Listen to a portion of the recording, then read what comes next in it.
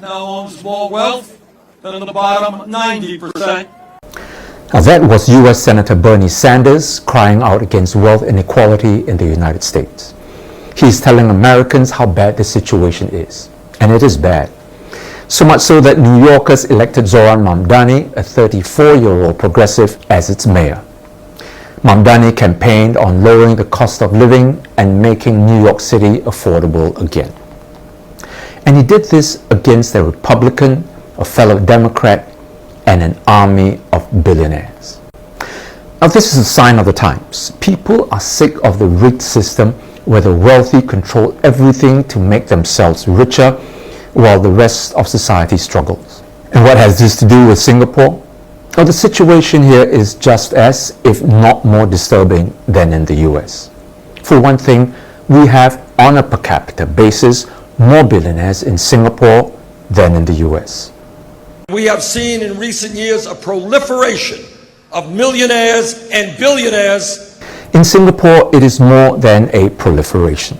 The ultra-wealthy setting up family offices here jumped from 400 in the year 2020 to more than 2,000 in 2024. And that's a surge of 500% in 4 short years. Now in 2024, the UBS Global Wealth Report found that our wealth inequality, which is different from the income inequality as captured by the Gini coefficient, jumped from 57 to 70. Now that report found that Singapore has the highest inequality when compared to Hong Kong, China, Taiwan, South Korea, and Japan. 60% of our people today in the wealthiest country in the history of the world are living paycheck to paycheck. Now it's the same in Singapore. 60% of Singaporeans say they live from paycheck to paycheck. It doesn't stop there. We are ranked 4th highest in the Economist's Crony Capitalism Index, after Russia, the Czech Republic, and Malaysia.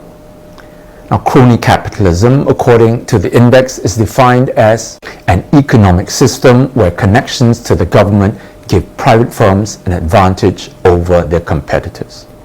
Now, the result is that wealth owned by billionaires is 23% of GDP in Singapore, one of the highest in the world, higher than even that of the United States, which is only about 17%. Now, how does all this affect you? 2 words: property prices. These wealthy PRs and new citizens buy up expensive properties in Singapore. Now, take a look. Prince Jeffrey Bolkiah, a member of the Brunei royal family, owns the Arwah Mansion at Nassim Road, valued at $120 million. And here's a foreigner owning a castle that's equivalent to 92 of our 5-room HDB flats. How often does he come to Singapore to stay in the place? A Taiwanese bought up all of the 20 ultra-expensive condo units near Orchard Road for nearly $300 million. Jack Ma's wife, who I believe has become a citizen, paid $45 million for 3 shophouses at Duxton Road in Tanjong Pagar. Now, according to the Straits Times, she is believed to have also bought a good-class bungalow in the Astrid Park area via a trust for more than $80 million in 2023. Now, which of course brings me to the subject of our Mr. Shanmugam. Dear Minister, I have to ask, is Jack Ma's wife the buyer of your GCB? Even Chen Zhi, the Cambodian mastermind behind the international cyber scamming and money laundering syndicate, bought a $70 million penthouse at Gramercy Park. And get this, he was only 29 years old when he bought it. How did a 29-year-old foreigner buy a $17 million penthouse and no one flagged it? Now this, my friends, is the kind of madness that is going on in Singapore. When foreigners buy up high-end properties, they push up land prices, which ultimately impact upon housing prices. I don't have to tell you that this makes it more and more difficult for Singaporeans, especially younger ones, to afford their homes. Now, as PAP MP Inderjit Singh says, Singaporeans will be priced out of the private property market as we continue to see a flood of foreign funds flow into Singapore. And it's not just property prices that go up. When land prices go up, rents go up, utilities go up, food costs go up. Now, this is why our cost of living has been rising all these years, not to mention the increases in GST and other fees and taxes. And furthermore, the UBS Global Wealth Report that I mentioned found that the median wealth of Singaporeans has not gone up in 15 years, even as average wealth has skyrocketed. A local website wrote, "This implies that all the wealth creation in Singapore over 15 years has gone to the top 10% of people only. And the rest of the 90% have actually seen a fall in their real inflation-adjusted wealth." Now, I'm giving you all these numbers and quotes for a reason, because arguments must be built on evidence, not slogans. I've always chosen to reason with you rather than rely on empty rhetoric. This work takes time and energy, but it matters, because it is important that you understand what is happening to you, your family, and your future.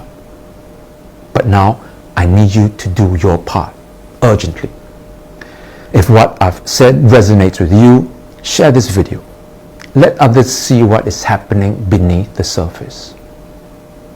And more important than that, if you understand the stakes, if you care at all about your own future, your children's future, and the direction of this country is heading, then join me and my colleagues in the SDP to change the system before it is too late. Together we can change Singapore for the better and fulfill our pledge to build a democratic society based on justice and equality. We are preparing next year's reform agenda, and we need you with us. Support our movement. Volunteer with us as change makers. Donate to help us build a future worthy of our people. Go to yoursdp.org to take the first step, and email us at sdp@yoursdp.org to find out how you can help. The work begins with us, all of us, today. Here's a sneak preview of my next video. Please keep the bling down. Don't go around popping champagne, which is $20,000 a bottle. Whether you're in Singapore or overseas, follow me and help me spread the message. I'll talk to you again.